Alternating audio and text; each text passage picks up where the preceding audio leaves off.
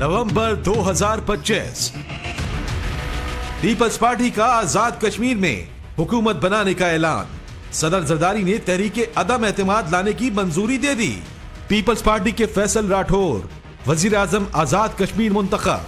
अनवारुल हक के खिलाफ अदम एतमाद कामयाब।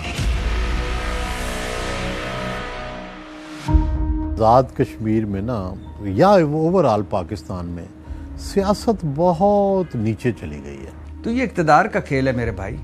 पहले आप वो है ना, दो चीचो चीज गंडेरियाँ, दो तेरियाँ दो मेरियाँ, उतू रोला पाई जा विचू विचू खाई जा।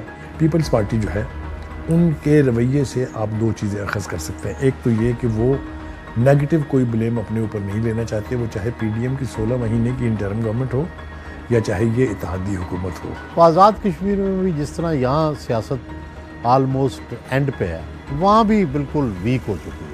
प्रीवियस वज़ीर-ए-आज़म थे आज़ाद कश्मीर के, वो यानी उनकी गवर्नेंस जो थी वो बहुत पुअर थी। आज़ाद कश्मीर और गिलगित बल्तिस्तान है ना, ये बिल्कुल ये प्रैक्टिस नेट प्रैक्टिस की चीज़ें हैं। यहाँ पर चाहे वो पीटीआई हो, अगर आपको याद हो जिस तरह पीटीआई ने चेंज की थी उस वक्त की लीडरशिप, वो भी आपके सामने है। जिस तरह नून लीग अपना बंदा लेके आई थी, वो भी आपके सामने है। तो ये नेट प्रैक्टिस जो है ये जारी रहती है पूरे अरसे में, जब कोई भी हुकूमत जो है, कोई भी पार्टी जो है वो हुकूमत में होती है। नवंबर 2025।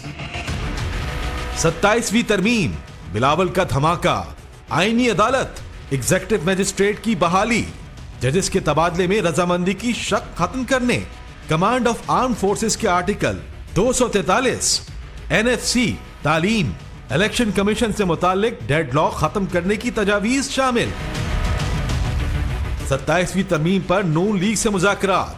पीपल्स पार्टी ने सदर के लिए ताहयात इस्तशना और नैब खात्मे के मुतालिबात पेश कर दिए। बिल कौमी असम्बली में पेश।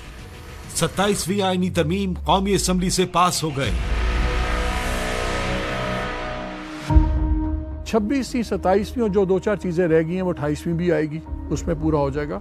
अब पावर स्ट्रक्चर टोटल रीटूल हो गया है। बड़े अरसे से सिस्टम में ये फील किया जा रहा था कि जितने आईनी तशरीह के मामलात हैं वो अक्सर औकात तरजीह ले जाते हैं जो अवामी मामलात हैं उनसे।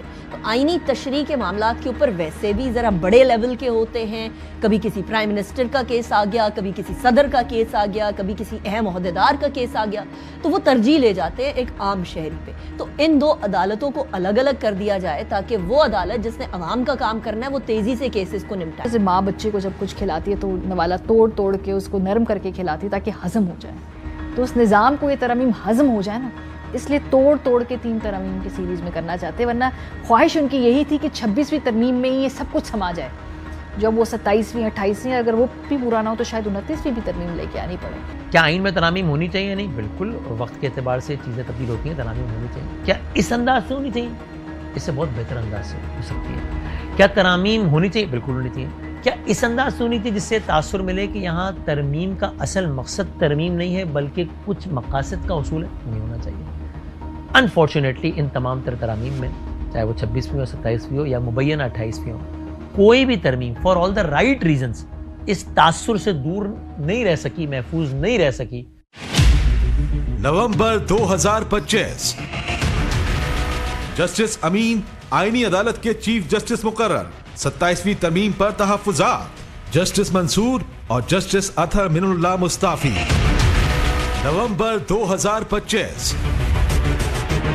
ज़िमनी इंतखाबात नून लीग फातेह। कौमी की 5, सूबाई की 6 नशिस्तों पर कामयाब। सादा अक्सरियत के लिए कौमी असम्बली में नून लीग का पीपल्स पार्टी में इन्हिसार खत्म। ज़िमनी इलेक्शन रेफरेंडम साबित। मरियम नवाज। देखिए, जो हरीपुर की सीट थी, उमर अयूब जहाँ से नाअहल हुए थे, उनकी बेगम इलेक्शन लड़ रही थी।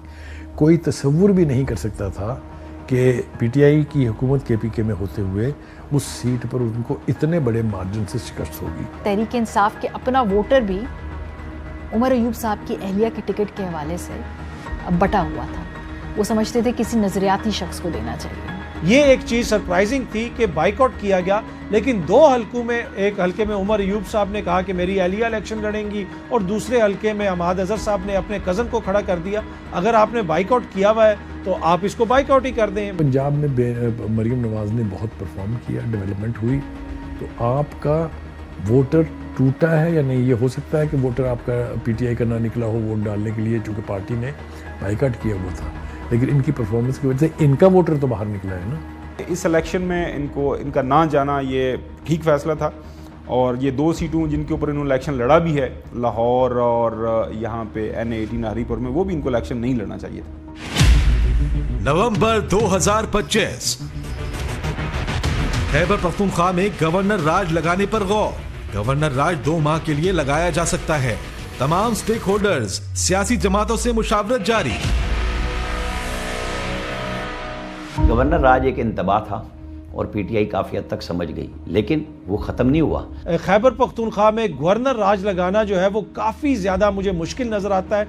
क्या हुकूमत कोई ऐसा इकदाम उठाएगी? हुकूमत की ख्वाहिश तो हो सकती है, लेकिन ऐसा करना मुझे काफ़ी ज़्यादा मुश्किल नज़र आ रहा है। जी बिल्कुल ऐसा लग रहा है कि ऐन मुमकिन है कि खैबर पख्तूनख्वा में गवर्नर राज लगे, ऐन मुमकिन है पाकिस्तान तहरीक इंसाफ पर पाबंदी लगे। मुझे ये पॉलिटिकल ब्लफ नज़र आता है क्योंकि कोई भी इतना पॉलिटिकली अनवाइज नहीं हो सकता इस सूरत हाल के अंदर। खैबर पख्तूनख्वा जैसे सूबे के अंदर वहाँ की इलेक्टेड हुकूमत को हटाकर गवर्नर राज लगा के रूल करने के बारे में सोचें। कोई भी सियासी जमात मेरे ख्याल में गवर्नर राज की तरफ नहीं जाएगी। फ़िलहाल आप इसको बस बयानबाजी तक ही समझें, और मेरे ख्याल में ये एक बहुत बड़ा इकदाम होगा, बहुत ही बड़ा एक अमल होगा अगर मौजूदा हुकूमत KP के अंदर गवर्नर राज लगाएगी। कल जो फैसल करीम कुंडी ने प्रेस कॉन्फ्रेंस की, बुनियादी तौर पे गवर्नर राज लगाने के लिए वफाकी हुकूमत के नुमाइंदे के तौर पे चार्जशीट तो वही बनाएंगे ना, तो गवर्नर राज बिल्कुल इनके ऊपर लटकती हुई तलवार है। आईनी तौर पे एक ऑप्शन मौजूद है, उसके ऊपर सियासी बहस बहुत हो सकती है, कोई इशू नहीं। नवंबर 2025, खैबर पख्तूनख्वा ने वफाक की दी गई बुलेट प्रूफ गाड़ियां वापस कर दी। वजीर दाखिला ने खैबर पख्तूनख्वा हुकूमत का बुलेट प्रूफ गाड़ियां वापस करने का फैसला अहमकाना करार दे दिया।